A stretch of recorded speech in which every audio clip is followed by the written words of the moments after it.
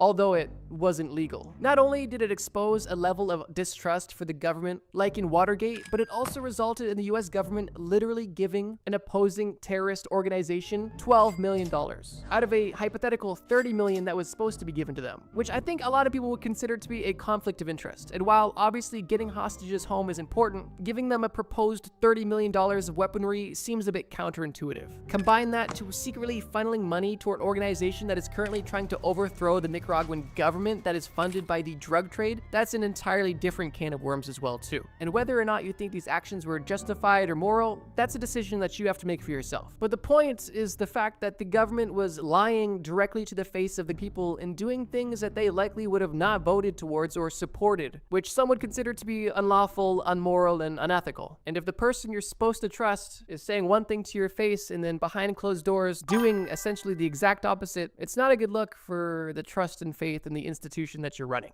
And I suppose with that, I do want to make a quick point that although this video is focusing on negative things that the US government has done and been involved with, I don't want you leaving this video with a huge doom and gloom mentality. And I think it's important to note that the government is simply a group of people, and people are dumb for the most part and self-interested. And for that reason, the government is going to reflect the people that it's made up of. That doesn't excuse them of any of its responsibility, although it's important to note that the government isn't this otherworldly thing that is perfect. It's really not. It's literally just people. And ideally, we'd have great people in there looking out for other people, but obviously that's not always the case. But with that being said, I think the point of this video and the mindset I'd like you to leave this video with is not to say that the US government or any particular government is evil and horrible and out to get you. I think it's important to note and be aware of times where the government or any institution has done horrible things, be aware of them, hold them accountable, and also do everything in our power to learn from them and prevent them from ever happening again. And the more things that we're able to expose and have out in the open, the more we're going to be able to see the signs in the future and prevent further negative things from happening. But maybe I'm just too optimistic. Let me know what you guys think.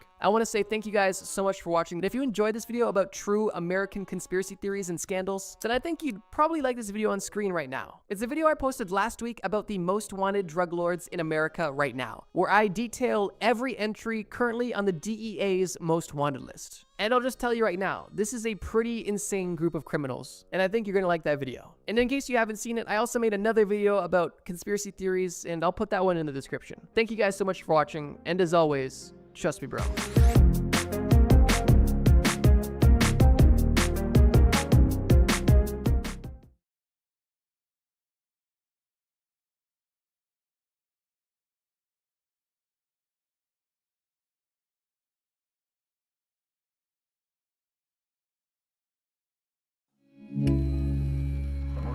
President's car is now turning on to Elm Street. An open limousine parade.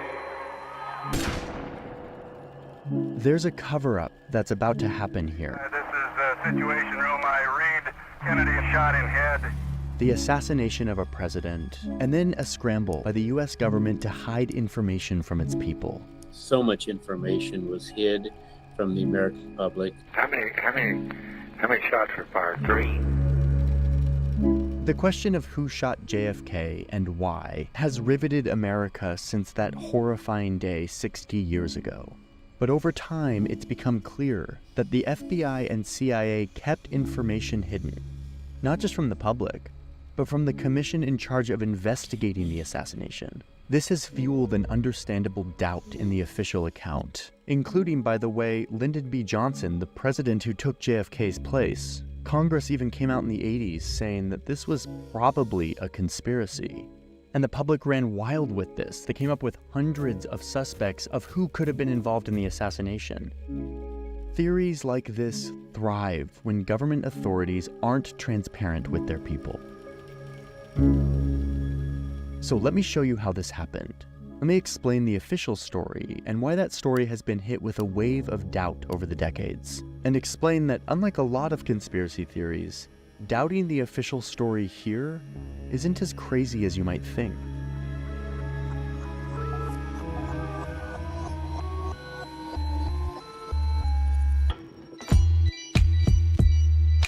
This was a turning point in American history.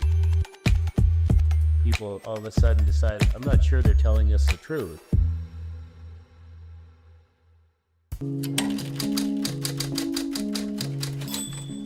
People loved John Kennedy. He was this good-looking guy who was always hanging out with his beautiful family, and he just seemed to instill a sense of confidence in people. Kennedy rode this positive perception up the ranks of American politics to become the 35th president. This was in the early 60s, when America was in a giant time of transition. Well, this is a revolution, of course, that is sweeping our country now. The US was the global superpower and was locked in a Cold War with another empire a world away. So JFK walks into the presidency to find his military and intelligence leaders causing a lot of trouble around the world. They had become very comfortable with dangerous secrets. They were funding wars, they were overthrowing governments in faraway countries, they were assassinating leaders that threatened American interests, and they were doing most of this totally in secret. By the way, if you want to know more about those CIA shenanigans, go watch the video where we map all the US coups. Anyway, JFK walks in and sees this as too much. He wants to rein in these spy and military leaders from what he sees as an abuse of American power. He ended up firing and demoting a bunch of these leaders, a lot of these intel and military guys who were plotting and executing covert operations around the world. And he continued to pursue his ideal of world peace. He chose diplomacy over violence. When nuclear armed missiles were found in Cuba, he slowed down the momentum towards a full-scale presence in Vietnam, and he shut down several of these covert operations that were being planned by the leaders around him. This caused great tension between JFK and America's military and spy leadership. All of this context is important when we look back on that day in November 1963. Friday morning, 11:37. The president's jet lands at the Dallas airport.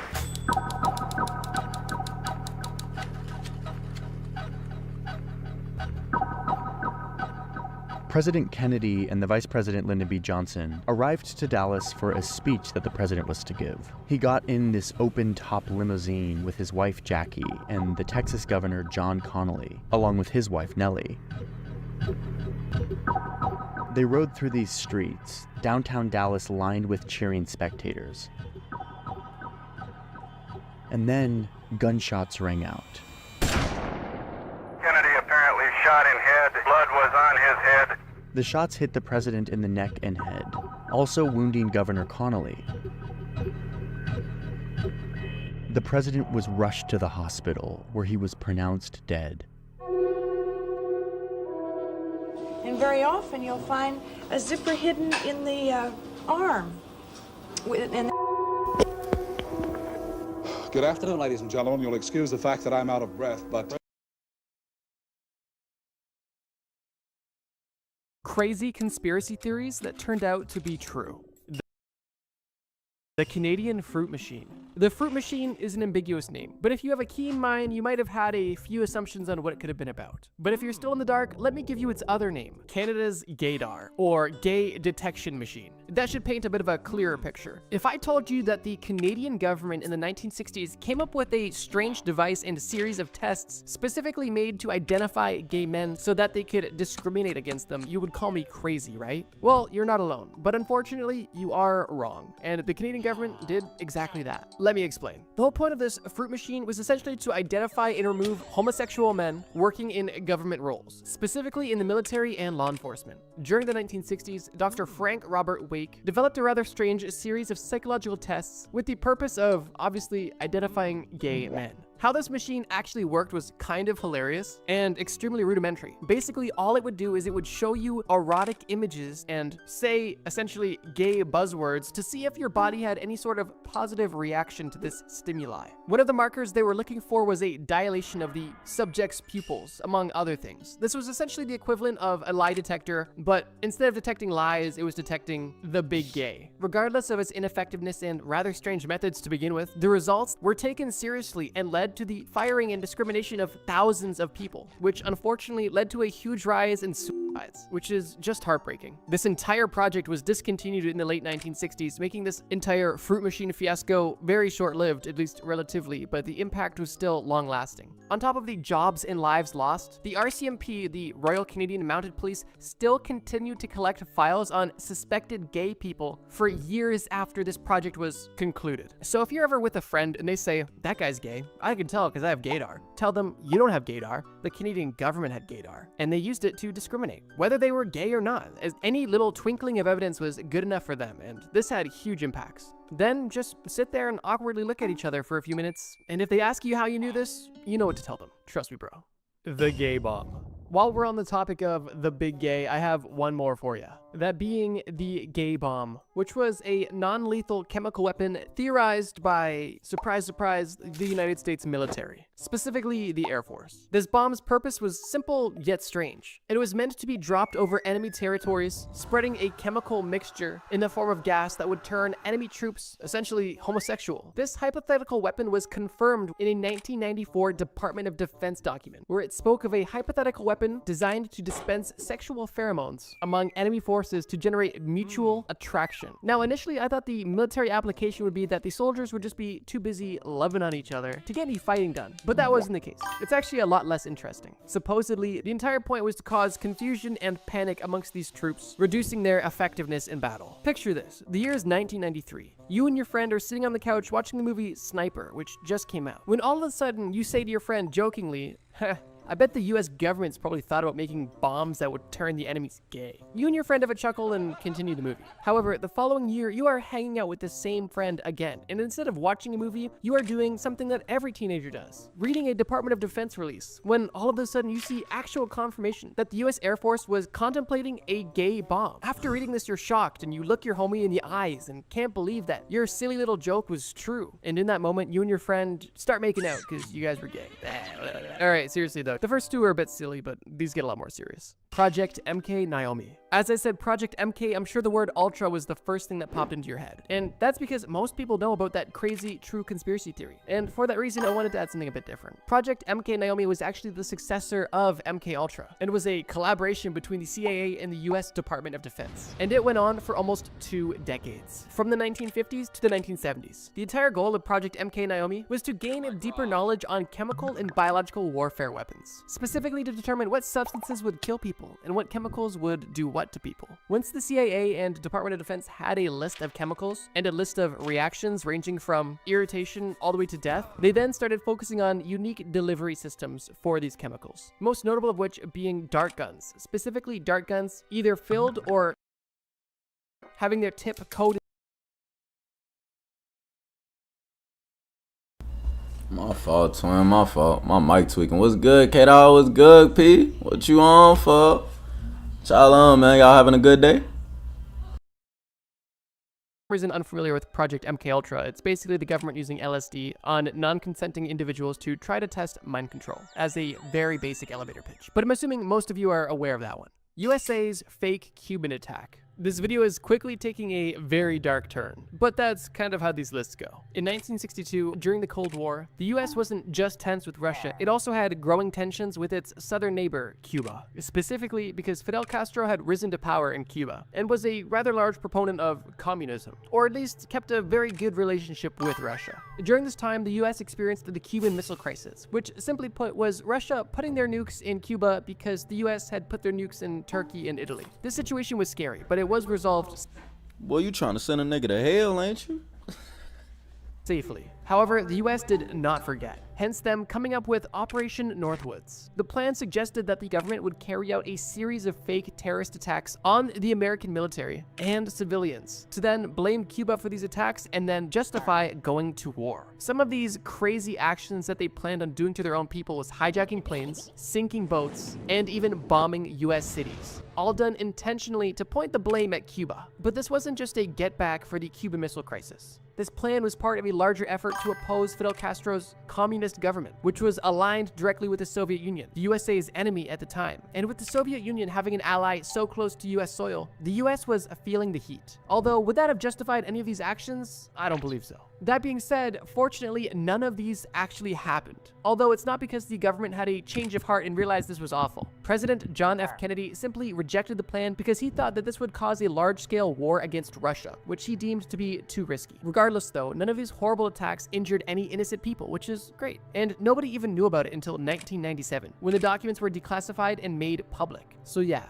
although the government didn't sacrifice its own people in the name of war, they definitely heavily considered it, which is definitely concerning. North Korea abducting Japanese citizens. During the late 1970s to early 1980s, there were rumors spreading around coastal Japan that North Korean agents were abducting innocent Japanese citizens and taking them back to North Korea for a plethora of reasons. This rumor even gained government attention and was simply brushed off as a conspiracy theory that had absolutely no merit. That was until it was proven to be right. Between 1977 and 1983, North Korean agents were doing exactly what I described, abducting Japanese citizens from coastal cities of Japan and taking them back to North Korea for a multitude of reasons.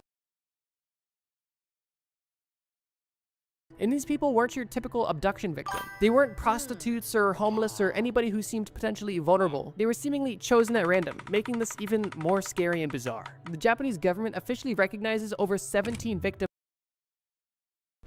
Oh, you wildin'. Hey, that's a bar. I ain't gonna lie, that's a bar. What's good, nephew?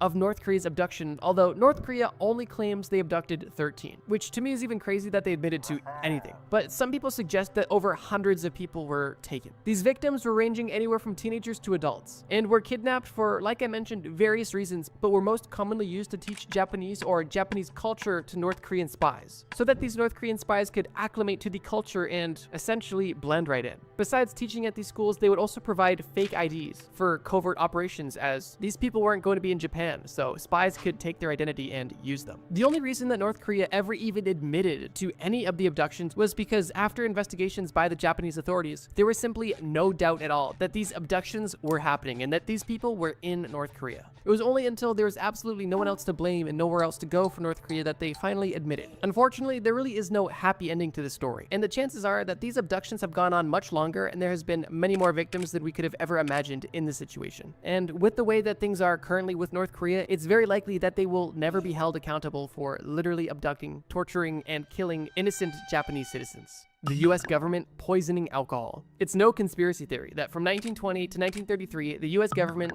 banned alcohol, hence this time being known as the Prohibition era, as alcohol was literally prohibited. But besides passing laws and regulations to ensure that no alcohol was being produced or distributed, the US government also took a few additional steps to really deter people from consuming alcohol. What the government chose to do was add methyl alcohol into industrial grade alcohols to deter human consumption. It's theorized that the government assumed that having these deadly poisons in this alcohol would cause some of these illegal consumers of alcohol to pass away, deterring these bootleggers to sell their product as it was killing their customers. Unfortunately, that wasn't the case, and the bootleggers continued to sell, and alcoholics continued to drink. And unsurprisingly, as a result of this, many people were poisoned and died. And in 1927, in New York alone, there was over 41 deaths confirmed to have come from alcohol poisoning from tainted alcohol, specifically the methyl alcohol. The government used this strategy up until 1933 when the prohibition ended, and it was at that point confirmed that the US government was literally poisoning alcohol, as it was recorded as a strategy to curb alcohol consumption. So yeah, the US was intentionally putting deadly chemicals into products that they knew that people were consuming. I find this one a bit interesting because although people weren't supposed to be consuming this, the US government knew that people were going to consume this. So the fact that they intentionally put deadly chemicals into it, to me, is a bit concerning. This might just be an optimistic thought, but I would like to believe that there's a way where you can deter people from drinking illegal industrial grade alcohol without putting literal poison in it that's going to undoubtedly cause death, like potentially adding an agent that is extremely sour or potentially even extremely spicy, making the alcohol essentially unconsumable as it's so uncomfortable to drink, but still rendering it non-lethal. As great as this sounds, this might have not been an option, as those sorts of additives may have rendered the actual industrial grade alcohol less effective, which wouldn't have worked because this alcohol needed to serve its primary purpose, as it wasn't meant to be consumed. It was literally industrial grade. But yeah, anyway, from 1920 to 1933, the US government decided that the best way to deter people from drinking alcohol. I know that ain't my little nigga. What's good, KY? What you on, little bro? How your day going, man?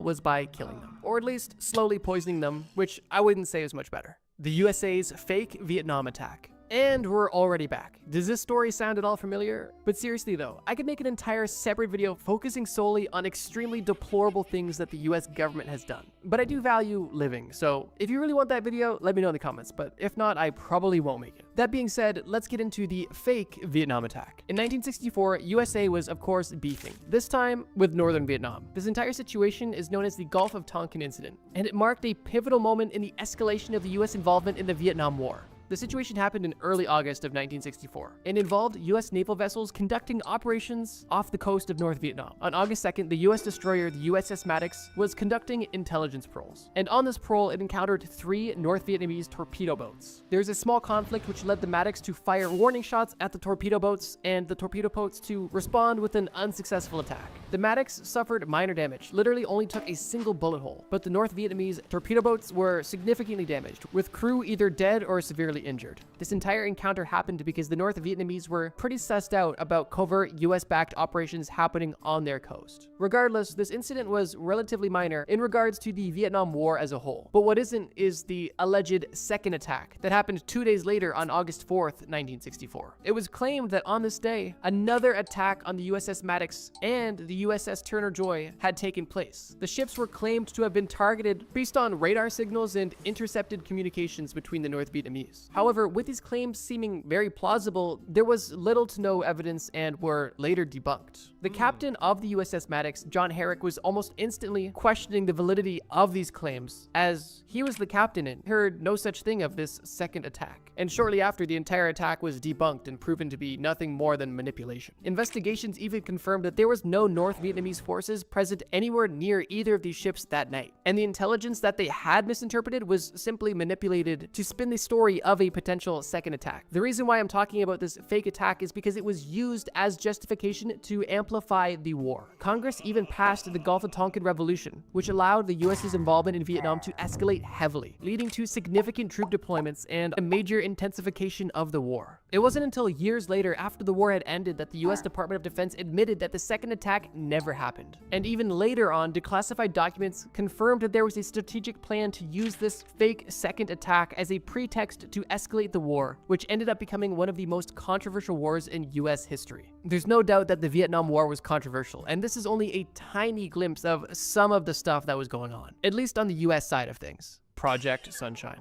Fair warning, there is a reason why this entry is at the end of the list, and that's because it is by far the most morbid subject in this entire video. Project Sunshine is also known as the Dead Baby Project, and that alone should give you a small glimpse into the insanity that is this conspiracy theory proven true. Project Sunshine was a secret research project that was launched in 1953 to study the effects of radioactive fallout on human health and the environment. Already off to a bad start. The focus of this radioactive testing was specifically on strontium-90, which is regarded as the deadliest byproduct of nuclear detonation. The United States Atomic Energy Commission aimed to measure the amount of strontium-90 in human tissue, as it was typical for it to accumulate in human bones, specifically in children's bones whose skeletal systems were still developing and most vulnerable. Now here's the thing, as much as they potentially would have wanted to subject real children to strontium-90 to study the side effects, they were not able to do so, as it would be a huge moral dilemma and definitely wouldn't fly well with the general public. So what they did do was gather over 1,500 human samples, primarily consisting of babies and young children, without the consent or knowledge of the families that they were taken from. These 1,500 adolescent cadavers were not originally from the United States, and were actually from countries like Australia and the UK, and were acquired by some pretty disgusting means, specifically preventing parents from examining their deceased child before they were sent away for nuclear testing.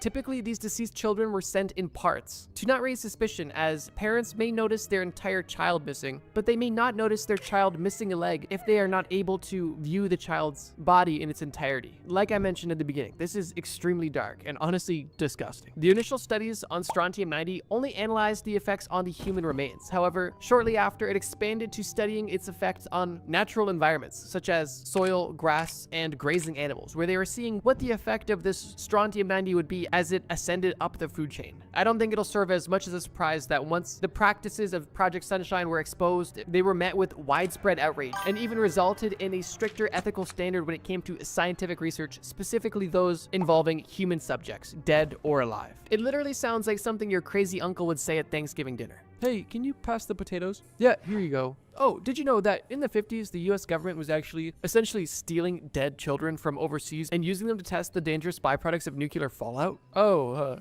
Crazy. Honestly though, it sounds too crazy to be true. But one thing I've learned from researching for this video is that, unfortunately, some things are too crazy to not be true. But anyways, that's all I got for now, guys. If you aren't satisfied and want even more crazy conspiracy theories, let me know in the comments. I'll definitely make another conspiracy theory video in the near future if that's something that you want. But with that being said, ladies and gentlemen, I'm gonna thank you so much for watching this video. And if you haven't already, check out this video.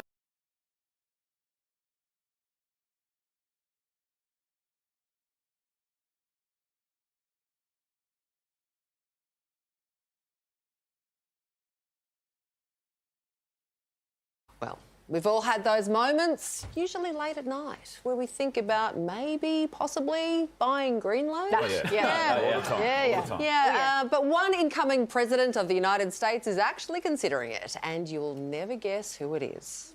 All right, you've probably guessed. Greenland. It's the island between... Nope, that's Iceland. Where is... Greenland. It's the island between the Arctic and the Atlantic, with a population smaller than the city of Wagga Wagga. And it's caught the eye of one nuclear arsenal-wielding real estate mogul. Well, we need Greenland for national security purposes. I've been told that for a long time, long before I even ran. After recently reacquiring another valuable property, Donald Trump is now signaling his desire to expand the empire northwards. We shouldn't be bought by anyone because Greenland is not for sale and Greenland will not be for sale. Greenland is part of Denmark, but in 2009 it was granted self-governance, which includes the right to declare independence from Denmark should the people want it. The Danes aren't ready to let go, though. While Donald was flagging his intentions, Danish King Frederick was literally flagging his reluctance, updating the royal coat of arms in a way that gave the symbol for Greenland more prominence. In the eyes of the Danish government, Greenland is for the Greenlandic people. And that might be why Trump won't rule out taking the island with military force. Because we need it for national security. That's for the free world. I'm talking about protecting the free world.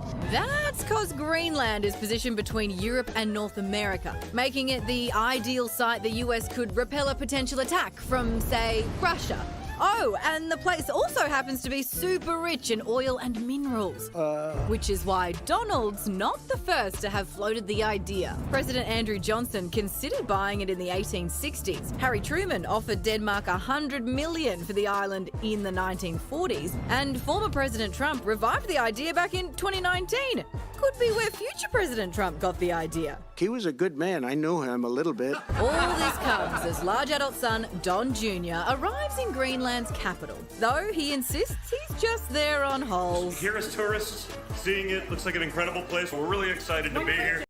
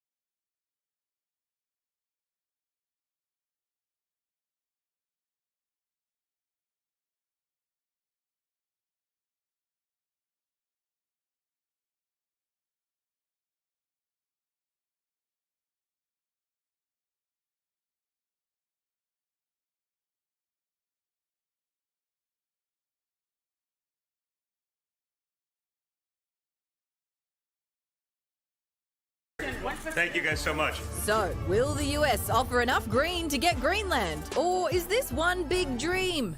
Land. Making Greenland great again. Here to help us figure all this out is our resident Greenland.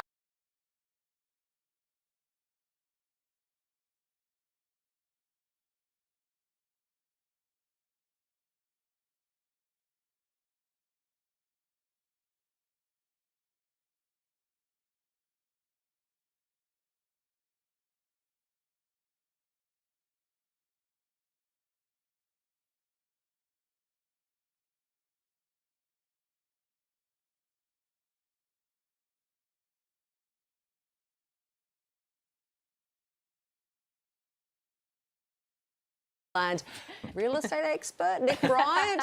Nick, Happy New Year to you. Just how important is getting Greenland to Donald Trump?